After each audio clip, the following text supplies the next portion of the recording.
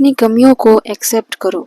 जो आप में कमी है उसको एक्सेप्ट करो कि आप हर किसी के जैसे नहीं हो, आप उनमें से अलग हो। आप में जो खूबी है वो उनमें नहीं, और जो उनमें है वो आप में नहीं। परमेश्वर ने हर एक जन को, हर एक व्यक्ति को अलग अलग बनाया है और उनको अपने हिसाब से गुण भी दिया है। हम अक्सर दूसरों को देखकर अपने मन में ये इच्छा पाल लेते हैं कि काश हम भी उनके जैसे होते, काश हम भी उसके जैसे होते, काश मैं उसकी जैसी होती। इस काश के चक्कर में और हमारे भीतर जो ये सोच आ जाती है उसके चक्कर में कि हम उसके जैसे दिखने लग जाए या फिर उसके पास जो कुछ है वो मेरे पास आ जाए, इस इच्छा में, हालांकि ये नहीं हो सकता है और हम उस सोच में पड़ जाते हैं। सबसे पहला पड़ाव ये सोच होता है और धीरे धीरे हमारा ये सोच ग्रोथ करता रहता है, बढ़ता रहता है और हम स्ट्रेस में आ जाते हैं, हम टेंशन में जाते हैं और हम परमेश्वर से दूर होते जाते हैं। अपनी इच्छाओं को पूरी करने के लिए हम कुछ करते तो है नहीं, पर दूसरों की ओर देखकर सिर्फ और सिर्फ उसको विचार करते रहते हैं, उसको सोचते रहते हैं, स्ट्रेस करते रहते हैं और हमारा मन भटक जाता है और फिर पाप करते हैं और फिर हम और ज्यादा टूट जाते हैं और फिर हम सोचते हैं कि बार बार ऐसा मेरे साथ क्यों होता है। देखिए दोस्तों, हमारा मन भटकेगा ही, क्योंकि ये भटकने वाला है, परमेश्वर ने अपने वचन में कहा है। इसीलिए जिससे कि ये ना भटके, हमें परमेश्वर की ओर अपना मन लगाए रखना ही होगा। और शैतान का काम है हमको परखना, हमको बार बार गिराना। वो अपना काम नहीं छोड़ रहा है तो हम क्यों अपना काम छोड़ रहे हैं?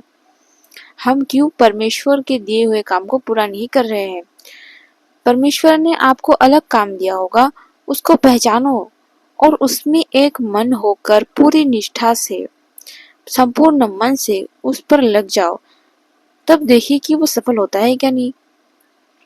लेकिन हम क्या करते हैं, अपनी इच्छाओं को, मुझे ये चाहिए, मुझे वो चाहिए, हम बस सोचते रहते हैं और वो इच्छा धीरे धीरे हमारे मन में टेंशन उत्पन्न कर देता है, क्रोध उत्पन्न करता है, गुस्सा उत्पन्न करता है, क्योंकि वो चीज पूरा हो नहीं रहा है, जो हमें चाहिए वो हमें मिल नहीं रहा है।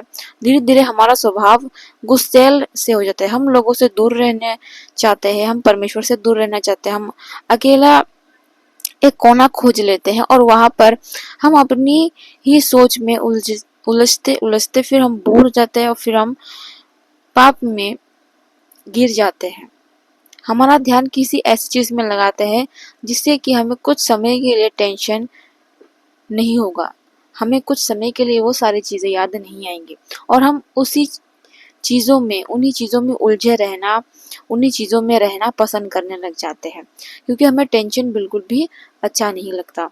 और क्योंकि परमेश्वर हमें ऐसा देख नहीं सकते कि हम इस प्रकार उलझे हुए रहे, इसलिए वो बार बार हमारे जीवन में दुखों को भेजता है, परेशानियों को भेजता है, प्रॉब्लम को भेजता है, ताकि हम इस चेतना में जागे कि हमारा काम ऐसे ही पड़े रहना नहीं है, सिर्फ और सिर्फ पाप में दिन गुजारना नहीं है, हमारा कुछ उद्देश्य है, परमेश्वर ने कुछ काम दिया है हमको, हमें किसी कार्य के लिए इस संसार में भेजा गया है, ना कि ऐसे ही रहने के लिए और ना कि दूसरों को देख देख कर जलने के लिए, जेलस फील करने के लिए, उनको देखकर अपने मन में ये इच्छा रखने के लिए कि काश मैं वैसा होता, काश मैं वैसी होती। अपने आप को कब पहचानोगे आप? कब अपने आप में जो गुण है उसको पहचानोगे आप? किसी को भी सारे काम नहीं आ सकते, किसी को भी सारे चीजें नहीं आ सकती है, किसी ना किसी में कमियां होती ही है, किसी न किसी चीज को लेकर हर व्यक्ति में कमी होती है।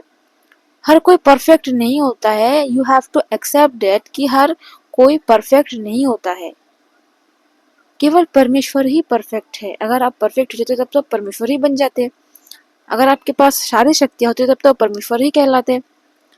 लेकिन आप उसकी संतान हो और वो आपका पिता है, पिता के पास वो सारी सामर्थ्य होती है, संतान उसको प्राप्त करता है सिर्फ पिता उसको अर्जित करता है, उसके लिए काम करता है, सब कुछ पिता करता है, परंतु सिर्फ और सिर्फ आप जो है भोगने के लिए हो। आप सिर्फ और सिर्फ उस आनंद का लाभ उठाने के लिए हो, उस आनंद में खुशी जो है उसको महसूस करने के लिए हो। परमेश्वर आपको सब कुछ देंगे। आप इस आशा में बैठे रहते हो कि परमेश्वर ने मुझसे ये वादा किया, परमेश्वर ने मुझसे वो वादा किया, पर परमेश्वर मुझको दे क्यों नहीं रहा है, मुझे मिल क्यों नहीं रहा है।